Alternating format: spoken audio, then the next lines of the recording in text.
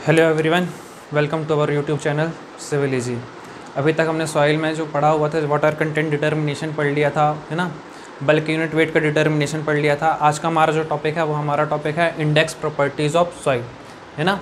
किसी भी सॉइल की प्रॉपर्टीज़ को हम क्या करना चाह रहे हैं, उसको सॉइल को अरेंज करना चाह रहे हैं या क्लासीफाई करना चाह रहे हैं, तो उसके लिए हमको क्या पढ़ना पड़ेगा, हमको उसकी इंडेक्स प्रॉपर्टीज़ पढ़नी पड़ेगी। जैसे हम किसी भी सब्जेक्ट को सबसे पहले पढ़ते हैं तो सब्जेक्ट्स पढ़ने के लिए सब्जेक्ट्स में देखते हैं कि क्या क्या चीज़ें होती, तो उसको देखने के लिए हमारे पास क्या होता है, पहले नंबर के पेज में हम जैसे देखते सब्जेक्ट में तो उसमें एक इंडेक्स बना होता है। वैसे ही हमको भी जब हमको सॉइल की बहुत प्रॉपर्टीज़ वगैरह चेक करनी है तो सबसे पहले हमको इसका बिहेवियर चेक करना पड़ेगा, है ना। इसकी इंजीनियरिंग प्रॉपर्टीज़ चेक करेंगे तो उसके लिए हमको जो पढ़ना पड़ता है इंडेक्स प्रॉपर्टीज़ ऑफ सॉइल।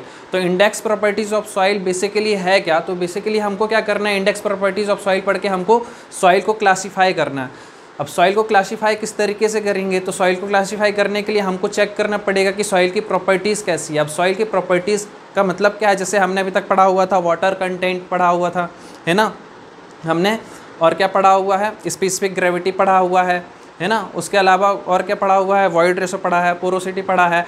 तो अभी अब जब हम आगे पढ़ेंगे तो हम देखेंगे रिलेटिव डेंसिटी क्या होता है। तो हमको क्या करना है, बेसिकली इनकी जो प्रॉपर्टीज़ है, जो इंजीनियरिंग प्रॉपर्टीज़ है, इंजीनियरिंग प्रॉपर्टीज़ के आधार पर हमको क्या करना है, सॉइल को क्या करना पड़ेगा, हमको अरेंज करना पड़ेगा कि ये सॉइल इस तरीके की सॉइल है। जैसे यदि हम बात करते हैं, जैसे हम यदि बात करें कि कुछ सॉइल ऐसी होती हैं जिनकी वाटर को स्टोर करने की कैपेसिटी अच्छी होती है, कुछ सॉइल ऐसी होती है जिनकी वाटर को स्टोर करने की कैपेसिटी नहीं होती। जैसे यदि हम बात करते हैं कोर्स ग्रेन सॉइल, तो कोर्स ग्रेन सॉइल की वाटर को स्टोर करने की कैपेसिटी क्या है, कम है as compare to fine grain soil, है ना। तो इसके हिसाब से हमने क्या कर दिया, इसको अरेंज कर दिया कि जो वाटर को स्टोर नहीं कर पा रही है उसको हमने क्या बोल दिया, उसको हमने कोर्स ग्रेन सॉइल बोल दिया, और जो वाटर को स्टोर कर पा रही है उसको हमने क्या बोल दिया, फाइन ग्रेन सॉइल बोल दिया। तो इस तरीके से जब हम सॉइल को हम क्या कर लेंगे, उसकी प्रॉपर्टीज़ चेक कर लेंगे, तो प्रॉपर्टीज़ चेक करने के बाद हम क्या कर देंगे, सॉइल को क्लासीफाई कर देंगे, उसको प्रॉपर मैनर में अरेंज कर देंगे, है ना। तो उसी को हम क्या बोलते हैं, इंडेक्स प्रॉपर्टीज़ ऑफ सॉइल। तो बेसिकली यदि हम बात करते हैं कि इंडेक्स प्रॉपर्टीज़ ऑफ सॉइल क्यों पढ़ना है, तो इंडेक्स प्रॉपर्टीज़ ऑफ सॉइल में हम क्या कर रहे हैं, सॉइल को क्लासीफाई कर रहे हैं कि किस किस तरीके की हमारे पास सॉइल होगी। जैसे यदि हम बात करते हैं किसी क्लास में बहुत सारे स्टूडेंट हैं, तो बहुत सारे स्टूडेंट हैं तो हमने क्या कर दिया, हमने उनको बांट दिया, किस तरीके से उनके जो मार्क्स आए हुए हैं उनके हिसाब से उनको क्लासीफाई कर दिया। जैसे बोल दिया कि ये एवरेज स्टूडेंट है, ये टॉपर स्टूडेंट है ना, और ये जिनके मार्क्स कम हैं उनको इस तरीके से अरेंज कर दिया। तो क्लास क्या है, 3 भागों में डिवाइड हो जाएगी, है ना। उसी तरीके से हमने इस पे भी क्या कर रहे हैं, हम सॉइल को क्लासीफाई कर देंगे कि इस सॉइल का हम ये नाम दे देंगे, दूसरी सॉइल यदि उसकी प्रॉपर्टीज़ डिफरेंट है तो उसको दूसरे तरीके का नाम दे देंगे। इस तरीके से हम क्या करेंगे, इसको इंडेक्स प्रॉपर्टीज़ में चेक करेंगे, क्लासीफाई द सॉइल। और इसका जो क्लासीफाई करेंगे वो किस हिसाब से करेंगे, इंजीनियरिंग बिहेवियर के हिसाब से हम इसको बहुत सारे ग्रुप में डिवाइड कर देंगे और उसके बाद सॉइल को क्या कर देंगे, क्लासीफाई कर देंगे। तो ये हमारा इंडेक्स प्रॉपर्टीज़ है। Properties are grouped into 2 parts. इस प्रॉपर्टीज़ को हमने क्या किया है, 2 पार्ट में डिवाइड कर दिया है कि 2 पार्ट में। अब इस प्रॉपर्टीज़, ये जैसे यहाँ पर लिखा है इंजीनियरिंग बिहेवियर के आधार पर, तो हमको पता होना चाहिए बेसिक प्रॉपर्टीज़ कौन कौन सी हैं। तो यदि हमने सॉइल के एक पार्टिकल, हमने क्या किया है, इसको 2 ग्रुप में डिवाइड कर दिया है। जो ये प्रॉपर्टीज़ हैं इनको हमने 2 ग्रुप में डिवाइड कर दिया है। पहला ग्रुप है हमारा इंडिविजुअल ग्रेन प्रॉपर्टीज़ और सेकेंड है हमारा सॉइल एग्रीगेट प्रॉपर्टीज़। हमारे पास यदि कोई सॉइल सैंपल पड़ा हुआ है, उस सॉइल सैंपल को हम लेकर आते हैं, और उस सॉइल सैंपल को जब हम लेकर आते हैं तो जो हमारा सॉइल सैंपल है बहुत सारे पार्टिकल्स से मिलकर बना होगा या बहुत सारे ग्रेन से मिलकर बना होगा, है ना। तो यदि हम एक ग्रेन मतलब सॉइल के जो पार्टिकल्स हैं उसमें से यदि किसी पर्टिकुलर एक ग्रेन्स को हम ले लेते हैं तो उसको हम क्या, उसकी स्टडी को हम जो बोलेंगे वो क्या बोलेंगे, इंडिविजुअल ग्रेन प्रॉपर्टीज़ बोलेंगे, और उसको चेक करेंगे कि उसके अंदर कौन कौन सी प्रॉपर्टीज़ है। सेकेंड हमने क्या किया, जो सॉइल मास है, अब उस पर बहुत सारे पार्टिकल्स है, उस टोटल मास की यदि हम स्टडी कर रहे हैं तो हम उसको क्या बोलेंगे, सॉइल एग्रीगेट प्रॉपर्टीज़। अब देखेंगे कि जो हमारा इंडिविजुअल प्रॉपर्टीज़ इंडिविजुअल ग्रेन्स है उस पर कौन कौन सी प्रॉपर्टीज़ हो सकती हैं। तो सबसे पहले हम उस पर चेक करेंगे कि उसका सरफेस टेक्सचर कैसा है। अब उसका जो सरफेस है, जो हमारा जो पार्टिकल है, हम ये हमारा कोई सॉइल मास था, इस पर बहुत सारे पार्टिकल्स थे, तो इस पर से हमने सिर्फ एक पार्टिकल निकाला और इस पार्टिकल की हम स्टडी करने की कोशिश कर रहे हैं। अब सबसे पहले हम देख रहे हैं कि इसकी जो सरफेस है, सरफेस का जो टेक्सचर है, ये किस तरीके का है, कि इसकी सरफेस हमारी स्मूथ है या रफ है ना। दूसरी चीज़ हमको देखना पड़ेगा कि इसका पार्टिकल का साइज कितना है, पार्टिकल का साइज कितना है। तो पार्टिकल का साइज चेक कर लेंगे हम। उसके बाद हम देखेंगे कि हमारा जो पार्टिकल है, पार्टिकल किस शेप के अंतर्गत आता है, एंगुलर है, एलोंगेटेड है, फ्लैकी है। तो ये सारी क्या हो जाएंगे, हमारी इंडिविजुअल ग्रेन प्रॉपर्टीज़ हो जाएंगी। इसके हिसाब से हम क्या करेंगे, सॉइल को क्लासीफाई करेंगे। अब किस तरीके से क्लासीफाई करेंगे वो हम आगे देखेंगे।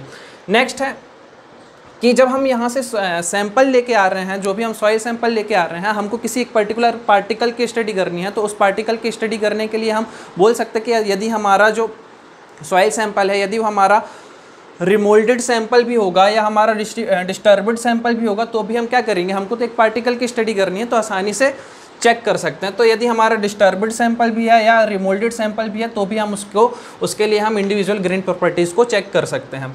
नेक्स्ट यदि हम बात करते हैं कि जो हमारा इंडिविजुअल ग्रेन प्रॉपर्टी, जैसे सरफेस टेक्सचर हो गया, पार्टिकल साइज हो गया, पार्टिकल शेप हो गया, ये बेसिकली किस प्रकार की सॉइल के लिए होता है, तो बेसिकली ये होता है हमारा कोर्स ग्रेन सॉइल के लिए, है ना। यदि ये सारी प्रॉपर्टीज़ चेक करेंगे तो ये सारी प्रॉपर्टीज़ किस में मिलेंगी हमको, बेसिक जनरली जो मिलेंगी वो जनरली किस में मिलेंगी, कोर्स ग्रेन सॉइल पे मिलेगी। ऐसे यदि हम बात करते हैं कि हमने जो सॉइल सैंपल लेके आया था, ये जैसे हमारे पास कोई सॉइल पड़ी हुई है, हमने इसको लेकर आए लैब में, है ना, ये सॉइल सैंपल है हमारा। तो अब हम जो लेकर आ रहे हैं ये पूरे के पूरे सॉइल पार्टिकल, सॉइल सैंपल जो लेके आए हैं, अब इस टोटल की स्टडी करेंगे। तो इस टोटल की स्टडी करने के लिए हमारे पास कौन कौन सी प्रॉपर्टीज़ होती है, हम इसकी डेंसिटी, हम किसी पर्टिकुलर एक ग्रेन पे यदि देखा तो उसकी डेंसिटी चेक नहीं करेंगे। जब बहुत सारे ग्रेन्स होंगे हमारे कुछ इस तरीके से, तब हम चेक करेंगे कि इसकी डेंसिटी क्या है ना। ऐसे यदि हम देखें तो सेकंड चीज़ हम इसकी कौन सी प्रॉपर्टी चेक कर सकते हैं, कंसिस्टेंसी चेक कर सकते हैं, है ना, अटरबर्ग लिमिट। तो ये हमारा आगे आएगा, इसको देखेंगे किस तरीके से क्लासीफाई करना है हमको, है ना। तो सॉइल एग्रीगेट प्रॉपर्टीज़ जो है वो बेसिकली किसके लिए होती है, अनडिस्टर्ब सॉइल सैंपल चाहिए होता है। इस पर यदि हमने यहाँ से जब सॉइल लेकर आ रहे हैं, यदि हमारी सॉइल जो है, यदि यहाँ से डिस्टर्ब हो गई, जब हम इस सॉइल को लेकर आ रहे हैं, तो यदि हमारी सॉइल, यदि हमने यहाँ से इसको किसी भी तरीके से निकाला या तो इसको पंच करके निकाला, तो जब पंच करके निकाल रहे हैं सॉइल को, तो हमारी जो सॉइल है वो क्या हो सकती है, डिस्टर्ब हो सकती है। जब डिस्टर्ब होगी तो जब हम इसको लेके आएंगे तो उसकी डेंसिटी में इफेक्ट आएगा, इसकी कंसिस्टेंसी में इफेक्ट आएगा। कंसिस्टेंसी लिमिट जैसे हमारी लिक्विड लिमिट हो गई, हमारी प्लास्टिक लिमिट हो गई, तो इन सारी चीज़ों में क्या हो जाएगा, चेंजेस आ जाएगा। तो हमको ये कोशिश करनी है कि हमको कैसा सैंपल लेके आना है, अनडिस्टर्ब्ड सैंपल लेके आना है। अब बेसिकली ये जो कंसिस्टेंसी, अटरबर्ग लिमिट, डेंसिटी, ये जो प्रॉपर्टी होती है किस प्रकार की सॉइल में होती है, ये होती है हमारी फाइन ग्रेन सॉइल के लिए। तो एग्जाम में कई बार क्वेश्चन पूछा जाता है कोर्स ग्रेन सॉइल में कौन कौन सी प्रॉपर्टीज़ है। तो हम उसके लिए जो चेक करते हैं, क्या चेक करते हैं हम उसके लिए जो चेक करते हैं, उसके लिए हम चेक करेंगे सरफेस टेक्सचर चेक कर सकते हैं, पार्टिकल का साइज चेक कर सकते हैं, पार्टिकल का शेप चेक कर सकते हैं। ऐसे यदि फाइन ग्रेन सॉइल की यदि हम बात करेंगे, तो यदि उसको क्लासीफाई करना है तो उस पर हम कौन सी प्रॉपर्टीज़ देखेंगे, हम डेंसिटी देखेंगे उसकी सॉइल की। उसके बाद यदि हम बात करते हैं सॉइल की डेंसिटी के साथ साथ हम उस पर क्या देख सकते हैं, लिक्विड लिमिट क्या होगी, उसकी प्लास्टिक लिमिट क्या होगी, कंसिस्टेंसी जो लिमिट्स होती हैं हमारी उनको हम चेक करेंगे और उसके हिसाब से हम क्या करेंगे, इसको डिसाइड कर सकते हैं। अब सबसे पहले ये तो हमने क्या कर लिया, टोटली हमने क्लासीफाई कर लिया कि इस तरीके की यदि सॉइल होगी तो हम उसको कोर्स ग्रेन सॉइल बोलेंगे। यदि उस पर ये सारी चीज़ों को चेक कर लेंगे, इन सारी चीज़ों को चेक करने के बाद उनका बिहेवियर पता चल जाएगा और उसको कोर्स ग्रेन सॉइल में और फाइन ग्रेन सॉइल पे हम क्या कर देंगे, डिवाइड कर देंगे। अब यदि हम आगे देखें तो हमको पढ़ना है index properties of course grain soil. Basically अभी हमने क्या किया, यहाँ पर हमने सिर्फ देखा कि क्या क्या चीज़ें हैं हमारी कोर्स ग्रेन सॉइल पे। तो कोर्स ग्रेन सॉइल पे हमारा क्या आता है, सरफेस टेक्सचर आता है, हमारा पार्टिकल का साइज हो गया, शेप आ गया। तो अब इसी को हमको डिटेल में करना है कि यदि कितना साइज हो या कितना शेप हो तो हम उसको किस तरीके से क्लासीफाई करेंगे, है ना। सरफेस टेक्सचर है तो किस तरीके से क्लासीफाई करेंगे। तो बेसिकली यदि हम बात करते हैं तो सबसे पहली प्रॉपर्टीज़ होती है हमारी सरफेस टेक्सचर। अब यदि सरफेस टेक्सचर की यदि हम बात करते हैं तो यदि हमारी जो सॉइल है, हमने जो ये सॉइल सैंपल लेके आए हैं, ये हमारा सॉइल सैंपल है,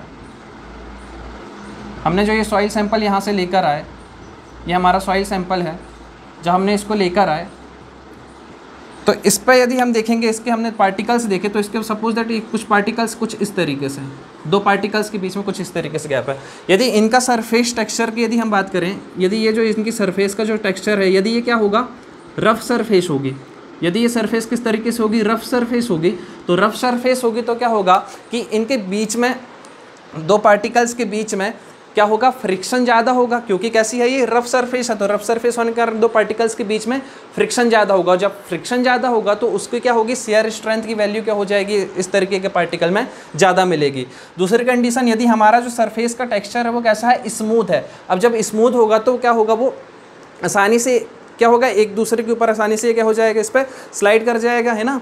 तो इस कंडीशन पे क्या होगा कि इस पर शेयर स्ट्रेंथ की वैल्यू कम मिलेगी। क्यों मिलेगी शेयर स्ट्रेंथ की वैल्यू कम? क्योंकि इस पर फ्रिक्शन, दो सरफेसेस के बीच में जो फ्रिक्शन है, फ्रिक्शन मतलब जो यहाँ पर लगेगा, ये यहाँ पर फ्रिक्शन की वैल्यू क्या हो जाएगी, कम हो जाएगी, जिसके कारण इसकी शेयर स्ट्रेंथ की वैल्यू क्या मिलेगी, हमको कम मिलेगी। सेकेंड चीज़ हम देख रहे हैं, हमारा सेकेंड क्या, हमारे पास पार्टिकल का शेप।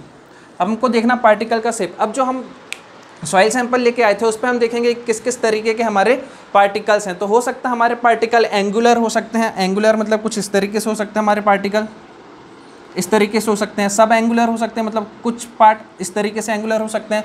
राउंडेड हो सकते हैं, मतलब यदि हमारे कुछ इस तरीके का शेप मिल रहा है तो हम उसको किस तरीके से क्लासीफाई कर देंगे, राउंडेड पार्टिकल है हमारा। यदि हमको इस तरीके से पार्टिकल मिल रहा है तो हम बोल देंगे एंगुलर पार्टिकल है। यदि कम एंगल मिल रहे हैं तो पार्टिकल्स की, तो क्या होगा, वो सब एंगुलर पार्टिकल हो जाएगा। और यदि हम बात करते हैं सब, ये राउंडेड है, राउंडेड कुछ इस तरीके से, सब राउंडेड की बात करें तो कुछ इस तरीके से, है ना। इसी में एक टर्म आता है, कहीं एग्जाम में पूछ लिया गया है, स्फेरिसिटी क्या होती है। स्फेरिसिटी क्या होती है, तो स्फेरिसिटी होती है हमारा equivalent dia divide by longest length, है ना। अब ये सिर्फ फॉर्मूला है, इसको डायरेक्ट याद रखना है, एग्जाम पे आता है।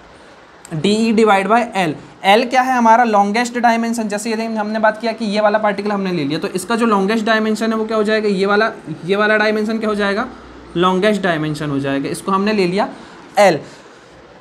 डी ई क्या है, तो इक्विवेलेंट डाया है। अब इक्विवेलेंट डाया है तो इक्विवेलेंट डाया को हम किस तरीके से निकाल सकते हैं, हमको पता है जो स्फीयर होता है, हमने क्या मान के चला है सॉइल, जब हमने स्टार्ट की थी, तो जब सॉइल मैकेनिक्स स्टार्ट की थी तो उस कंडीशन, उस जगह पे हमने सॉइल का एजम्पशन ही ये माना हुआ था कि हमारी जो सॉइल के पार्टिकल्स होंगे वो कैसे होंगे, स्फेरिकल होंगे।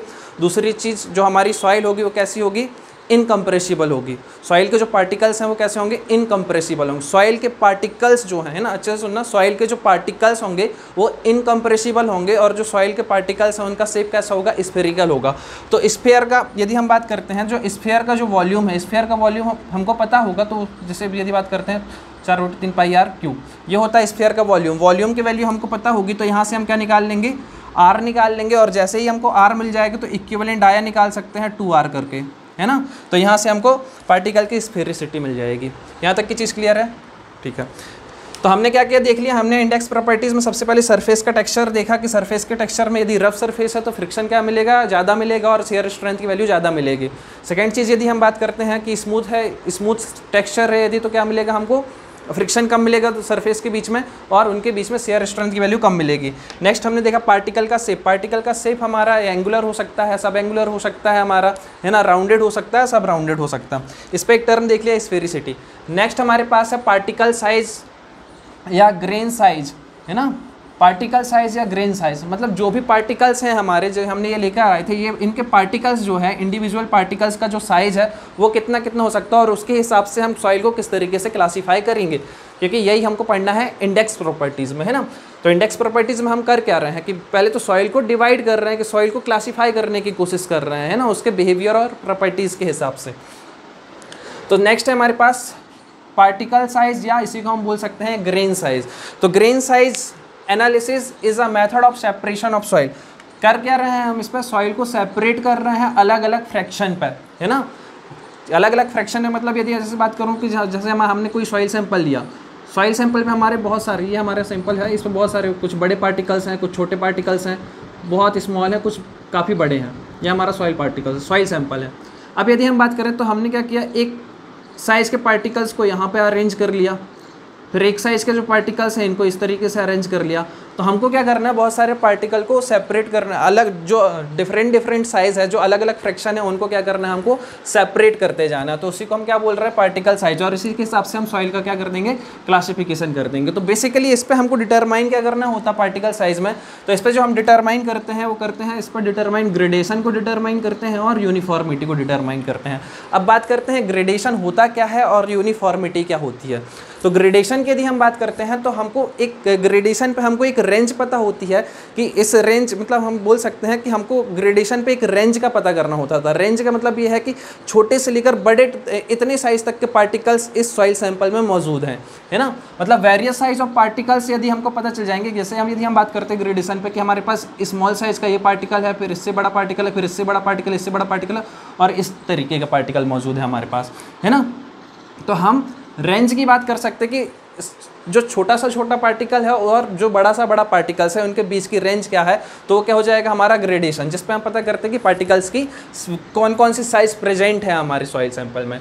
नेक्स्ट है हमारे पास यूनिफॉर्मिटी। यूनिफॉर्मिटी की यदि हम बात करते हैं तो यूनिफॉर्मिटी का मतलब क्या है कि हमारे एक ही साइज़ के पार्टिकल्स जो प्रेजेंट होते हैं, मतलब 10 mm, 10 mm, 10 mm और 10 mm के ही पार्टिकल यदि मौजूद हैं तो उसको हम क्या बोलेंगे, यूनिफॉर्मिटी, है ना, यूनिफॉर्मिटी। तो बेसिकली यदि हम बात करते हैं कि पार्टिकल साइज में हमको डिटरमाइन क्या करना होता है, तो हमको डिटरमाइन करना होता है एक तो ग्रेडेशन और एक बात निकालना होता है हमको यूनिफॉर्मिटी। ग्रेडेशन का मतलब समझ में आ गया कि हमारी इसमें जो हम बात करते हैं रेंज की बात कर रहे होते हैं कि इसमें कितने साइज़ के पार्टिकल्स मौजूद हैं, है ना, मतलब छोटा सा छोटा पार्टिकल भी मौजूद है और बड़ा सा बड़ा पार्टिकल भी मौजूद है, तो उनकी रेंज क्या है वो हम डिसाइड करते हैं ग्रेडेशन पर। यूनिफॉर्मिटी की यदि हम बात करते हैं तो एक ही साइज़ का, मतलब सिंगल साइज ऑफ पार्टिकल की बात कर रहे होते हैं, उसी को हम बोलते हैं यूनिफॉर्मिटी। कई बार टर्म सुनी होगी, एक टर्म सुनी होगी आपने वेल ग्रेडेड सॉइल और पुअरली ग्रेडेड सॉइल। तो वेल ग्रेडेड सॉइल क्या होती है, जैसे यदि हम बात करते हैं ग्रेडेशन पे हम निकालते हैं वेरियस साइज ऑफ पार्टिकल, तो हमने सुना होगा, जैसे नाम सुना होगा आपने वेल ग्रेडेड सॉइल। तो वेल ग्रेडेड सॉइल क्या कहलाती है, यहाँ पे लिख देता हूँ मैं, well graded soil, well graded soil, और एक होती है हमारी पुअरली ग्रेडेड सॉइल।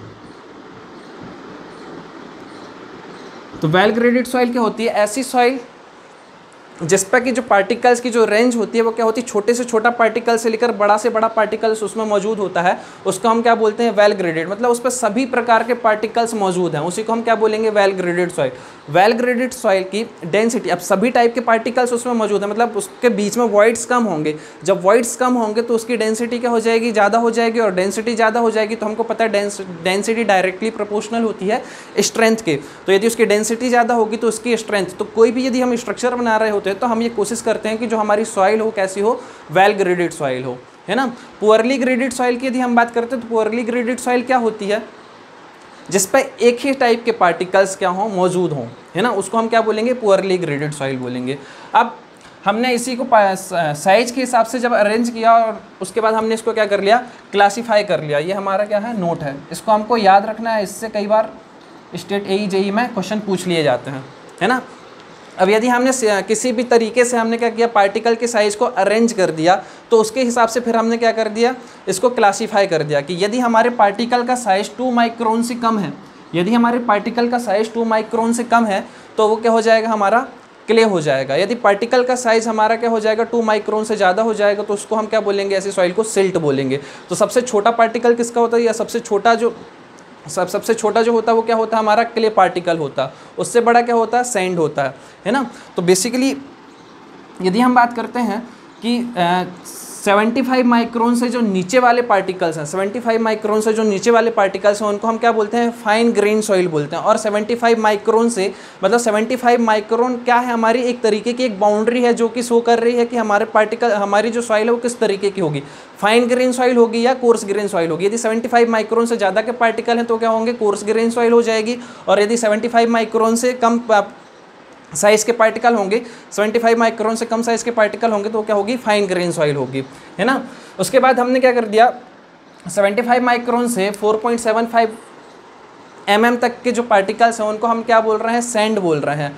4.75 mm से 80 mm तक के जो पार्टिकल हैं उनको हम क्या बोल रहे हैं, ग्रेवल, और 80 mm से 300 mm तक के जो पार्टिकल्स हैं उनको हम बोल रहे हैं कोबल, और 300 mm से ज़्यादा के जो पार्टिकल हैं उनको हम क्या बोल रहे हैं, बोल्डर।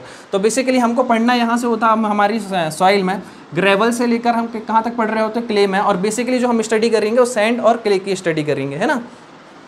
यदि हम बात करते हैं कि ये जो सैंड है, सैंड को भी हमने 3 पार्ट में डिवाइड कर लिया है, कोर्स सैंड आ जाएगी हमारी, मीडियम सैंड आ जाएगी और हमारी फाइन सैंड आ जाएगी। तो यदि हम बात करते हैं 75 माइक्रोन से जो पार्टिकल्स बड़े हैं और 0.425 mm से छोटे हैं, वैसे पार्टिकल क्या हो जाएंगे, हमारे फाइन सैंड हो जाएगी।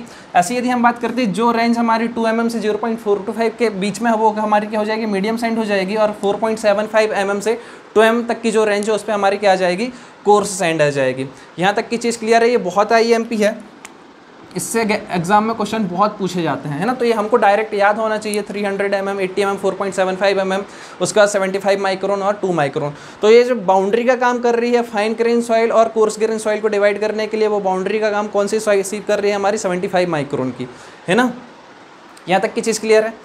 नेक्स्ट हम आगे देखेंगे कि जो हम ग्रेन साइज एनालिसिस कर रहे हैं तो बेसिकली हमको इसको पढ़ना क्यों है, इसकी सहायता से हम क्या निकाल सकते हैं, क्या हमको करना क्या है। तो इसकी सहायता से हमको जो यदि हम बात करते हैं कि हमको डिसाइड कर, जैसे इन्वायरमेंट में बहुत सारे फिल्टर पड़े होंगे, तो जब हम ग्रेन साइज पता कर लेंगे तो उन ग्रेन साइज के हिसाब से हम उन फिल्टर की डिज़ाइन कर सकते हैं। एम्बैंकमेंट बनाना तो एम्बैंकमेंट की डिज़ाइन भी हम इस पार्टिकल साइज़ या ग्रेन साइज़ के हिसाब से उस एम्बैंकमेंट की डिज़ाइन भी कर सकते हैं। तो बहुत सारी चीज़ें हैं जिसकी सहायता से हम इसको क्या कर सकते हैं, डिज़ाइन कर सकते हैं जब हमको ग्रेन साइज़ पता चल जाएगा। तो अब ग्रेन साइज एनालिसिस को भी यदि हम क्लासीफाई करना चाहें, अभी तक हमने क्या किया, हमने बेसिक प्रॉपर्टीज़ देखी, उसके बाद ये जो ग्रेन साइज, अब हम बेसिकली पढ़ इसको रहे हैं पार्टिकल साइज को या ग्रेन साइज को। अब यदि ग्रेन साइज का एनालिसिस करें तो किस तरीके से एनालाइज करते हैं इसको, तो इसको हमने दो पार्ट में डिवाइड कर दिया है। एक होता है हमारे पास सीव एनालिसिस, एक हमारे पास होता है सीव एनालिसिस। सीव एनालिसिस में किस प्रकार की सॉइल को हम क्या करेंगे, क्लास सीव एनालिसिस करेंगे, तो कोर्स ग्रेन। सीव एनालिसिस का दूसरा नाम हमारा होता है कोर्स ग्रेन एनालिसिस, है ना। तो नाम से ही समझ में आ रहा है कि सीव एनालिसिस किसके लिए हो जाएगा, कोर्स ग्रेन एनालिसिस हो जाएगा। मतलब हम यदि इतनी सॉइल की यदि हम बात कर रहे हैं, हमने यहाँ पर लिखा है कोर्स ग्रेन सॉइल, तो इतनी यदि रेंज में हमारी सॉइल है तो उसके लिए हमको क्या करना पड़ेगा, इसको इनके पार्टिकल्स को, यदि इनके ग्रेन्स को हमको अलग अलग करना है तो उसके लिए हमको क्या करना पड़ेगा, सीव एनालिसिस करना पड़ेगा। नेक्स्ट यदि हम बात करते हैं तो नेक्स्ट हमारे पास होता है सेडिमेंटेशन एनालिसिस। सेडिमेंटेशन एनालिसिस में हमको क्या करना है, फाइन ग्रेन सॉइल, नाम से समझ में आ रहा है, फाइन ग्रेन सॉइल के लिए हमारे पास क्या आ जाएगा, हमारे पास सेडिमेंटेशन एनालिसिस आ जाएगा। कोर्स ग्रेन सॉइल, यदि सीव एनालिसिस को भी हम डिवाइड करना चाहें तो सीव एनालिसिस को भी दो पार्ट में डिवाइड किया हुआ है। एक हमारे पास होता है कोर्स सीविंग, जिसका नाम होता है ग्रेवल सीविंग। अब ग्रेवल का साइज कहाँ से कहाँ तक है, तो 80 mm से 4.75 mm।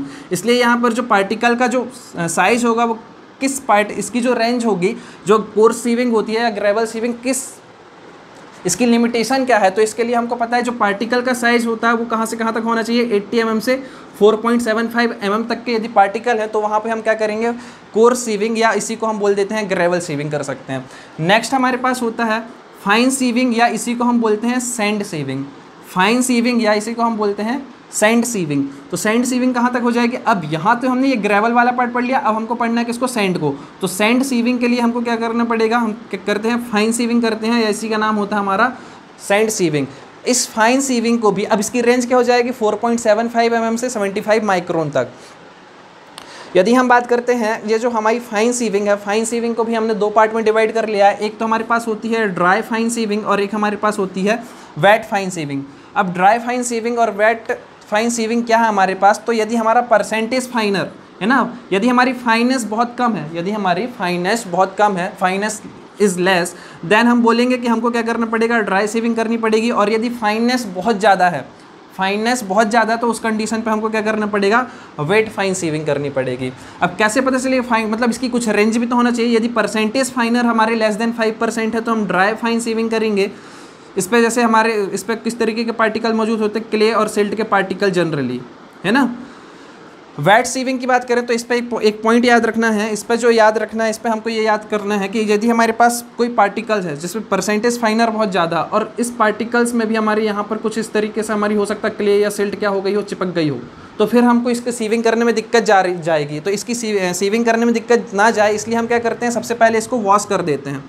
वॉश किसकी सहायता से कर देते हैं, तो वाटर जेटिंग की सहायता से हम क्या कर देते हैं, इसको वॉश कर देते हैं, जिससे कि इसमें, क्योंकि हम पढ़ क्या रहे हैं, हम सेंट को पढ़ रहे हैं, और हमारा जो ये सेंट पार्टिकल है, इस सेंट पार्टिकल में भी हमारे सिल्ट और क्ले क्या हो गए हैं, चिपक गए हैं। तो इसको क्या करना पड़ेगा, हमको इसको रिमूव करना पड़ेगा। तो रिमूव करने के वाटर जेटिंग से हम क्या कर सकते हैं, इसको रिमूव कर सकते हैं सिल्ट और क्ले को। दूसरी चीज़ यदि हम बात कर सकते हो, डिस्पर्सिंग एजेंट मिलाकर भी हम क्या कर सकते हैं, इसको रिमूव कर सकते हैं, या डिफ्लेक्चुएटिंग एजेंट मिलाकर भी हम इसको रिमूव कर सकते हैं। यहाँ तक की चीज़ क्लियर है, ओके।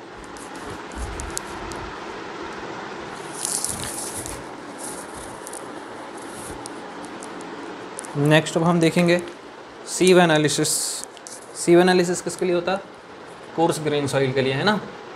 तो सीव एनालिसिस में देखेंगे करना क्या है, हम सीव का मतलब क्या होता है, छन्नी, और हमको क्या करना है, अपनी जो सॉइल सैंपल है, जो हमारी मिट्टी है, उसको लेकर आए और उसको हमको क्या करना है, बहुत सारी सीव से उसको छानना है।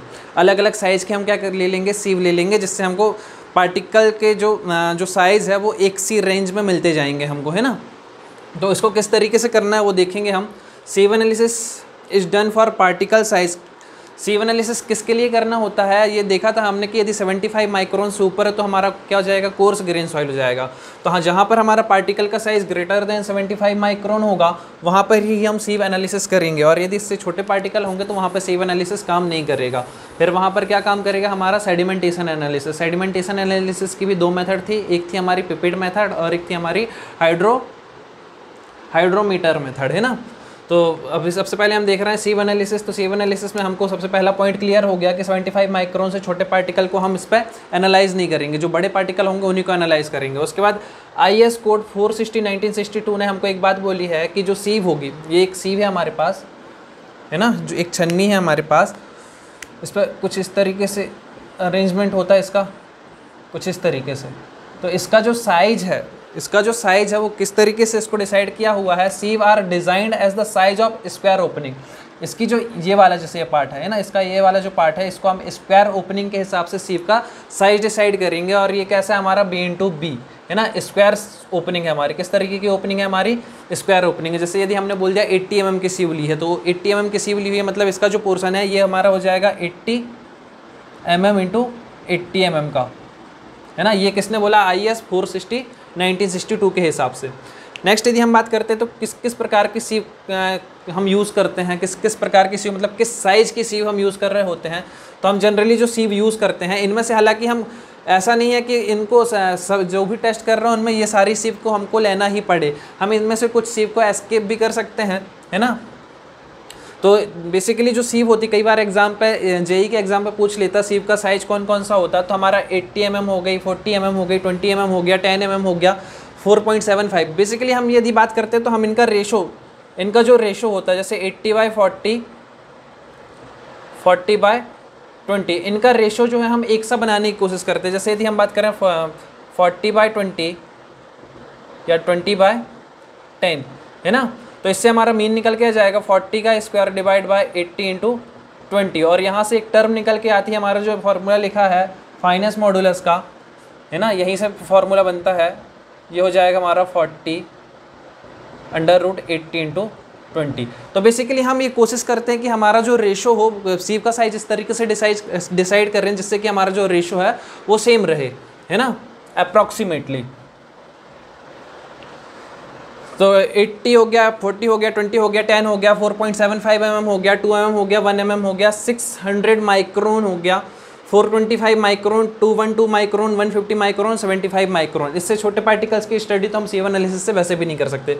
तो ऊपर की जो ये सीव दिख रही है हमको 80 mm, 40 mm, 20 mm, 10 mm और 4.75 mm। तो 4.75 mm से जो बड़े पार्टिकल्स होते हैं वो कैसे होते हैं हमारे, वो हमारे किस साइज़ में आ जाते हैं, हमारे कोर्स सीव के अंडर आ जाएंगे। उसके बाद यदि हम बात करते हैं 2 mm, 1 mm, 600 mm, 425 mm, 212 मतलब 212 माइक्रोन, 150 माइक्रोन, 75 माइक्रोन, तो ये हमारी फाइन सीव के अंतर्गत आ जाती हैं, है ना।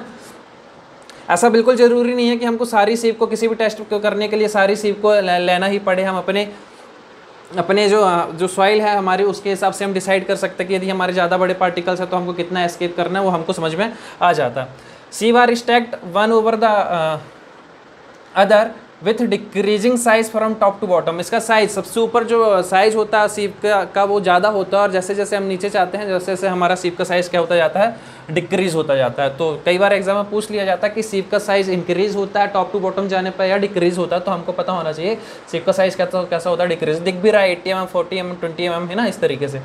नेक्स्ट यदि हम बात करते हैं, यदि छोटी सी ऊपर ले लोगे तो पूरा का पूरा सॉइल सैंपल उसी पे आ जाएगा, वो रिटेन ही वहीं पे कर लेगा, नीचे तो सॉइल के पार्टिकल्स गिरेंगे ही नहीं ना, है ना। तो सबसे ऊपर हमारा क्या होता है, सबसे ऊपर जो हमारी सीव होगी उसका साइज़ ज़्यादा होगा। धीरे धीरे हम जो सीव का साइज़ है उसको स्मॉल करते जाएंगे, जिससे हमारी जो सॉइल है वो गिरती जाए, है ना, प्रॉपर तरीके से अरेंज होती जाए। Sieving is done and weight retain on each sieve. जो भी हमने सीविंग को कर लिया, है ना, अप्रॉक्सीमेट 10 मिनट तक हम क्या करते हैं, उसको सेव करते हैं। सॉइल सैंपल को रखने के बाद पूरा सेट जो है उसको 10 मिनट तक सेव करते हैं। और सीविंग कंप्लीट होने के बाद हम क्या करते हैं, हर एक सीव में कितना वेट है हम उस वेट को कैलकुलेट कर लेते हैं, है ना। आफ्टर दैट पार्टिकल, इसके बाद हमने क्या कर लिया, सीविंग कंप्लीट कर ली, वेट रिटेन कितना हुआ वो निकाल लिया, और परसेंटेज फाइनर भी हम निकाल सकते हैं। किस तरीके से निकालेंगे हम आगे देखेंगे। बेसिकली जो हमारा मेन फंडा है पार्टिकल साइज को पढ़ने का, वो क्या है, हमको ग्रेडेशन और यूनिफॉर्मिटी निकालनी है, या बोल सकते हैं हमको पार्टिकल डिस्ट्रीब्यूशन कर्व बनाना है। After that particle size distribution curve, ये आईएमपी पॉइंट है कि हमको सीव एनालिसिस में करना क्या होता है। बेसिकली यदि हम पार्टिकल साइज एनालिसिस जब हम कर रहे थे, हमने जब पढ़ा था पार्टिकल साइज की स्टडी या पार्टिकल साइज एनालिसिस, तो उस पर हमको बेसिकली करना क्या है, हमको करना है पार्टिकल साइज डिस्ट्रीब्यूशन कर्व ही बनाना, चाहे सेडिमेंटेशन एनालिसिस कर लें या हम जो भी सेव एनालिसिस कर रहे हैं उसमें भी हमको पार्टिकल साइज डिस्ट्रीब्यूशन कर्व ही बनाना है। इस plotted to find out the, और इसकी सहायता से हम क्या करेंगे, हम इसकी सहायता से ही निकालेंगे क्या, ग्रेडेशन और यूनिफॉर्मिटी, है ना। इसकी सहायता से ही हम क्या निकालेंगे, ग्रेडेशन एंड यूनिफॉर्मिटी।